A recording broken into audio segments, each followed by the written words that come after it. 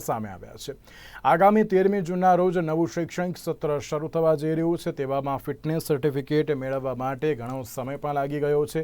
School van association દ્વારા RTO ખાતે રજૂઆત પણ કરવામાં આવી છે। ત્યારે ફિટનેસ સર્ટિફિકેટ કઢાવવા માટે વાહન દીઠ 50,000નો ખર્ચ પણ થાય છે। ત્યારે આ બાબતે 2 થી 3 મહિના સુધી રાહત આપવામાં આવે।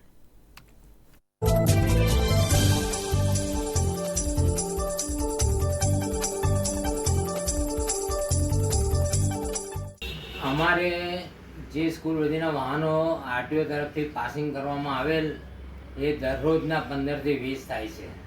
તો અમે સરકારને એવી રજૂઆત કરી છે, વાહન વ્યવહાર કમિશનર સાહેબને એવો લેટર લખ્યો છે કે અમને 2 થી 3 મહિનાનો સમય આપો, જેથી કરીને અમારા વાહનો પાસ થઈ શકે।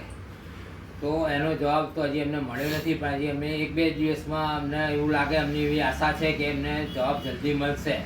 અને આરટીઓ સાહેબ બી એવી ખાતરી આપી છે કે જેમ બને એમ જલ્દી અમે તમારા વાહનો પાસ। ફાયર સેફટી જેમ અમારે તો જ્યારે પાસિંગમાં ગાડીઓ જતી હોય છે ત્યારે એનું ફિટનેસ સર્ટી લેવાનું હોય ત્યારે ટોટલ વાહનનું ચેકઅપ થતું હોય છે। અમારા ઓછામાં ઓછું 20 થી 25 મિનિટનો સમયગાળો થાય છે।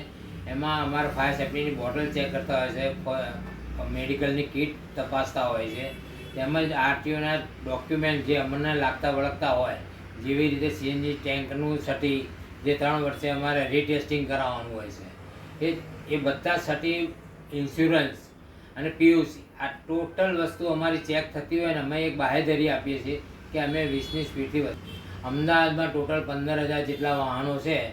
એમાં હજી અઠવાડિયાથી કામગીરી શરૂ થઈ છે, એટલે રોજની 15 થી 20 ગાડીઓ થતી હતી।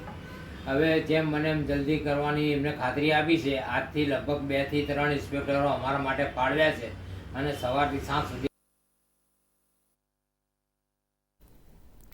ચોમાસા અગાઉ શાકભાજીના ભાવ આસમાને